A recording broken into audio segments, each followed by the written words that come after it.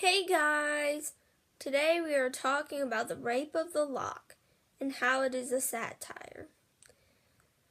The definition of a satire is the use of humor, irony, exaggeration, or ridicule to expose and criticize people's stupidity or vices, particularly in the context of contemporary politics and other topical issues. The title itself is kind of a satire because it is using something serious like rape to say that someone cut out a piece of their hair. The story is about this woman named Belinda who in her dreams get told that something bad is going to happen to her. Belinda loves herself and her looks. She is getting ready for a party, and while she's getting ready, these men are planning to cut a lock of her hair.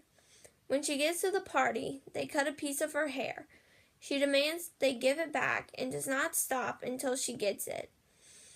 It is a satire because it is making fun of how people make a big deal out of nothing and completely miss the big, important events happening in their lives. This is very relevant to the culture because that was happening a lot. So they wrote it because they wanted people to change and realize that the important events in their lives were being passed by because of people making big deals out of everything.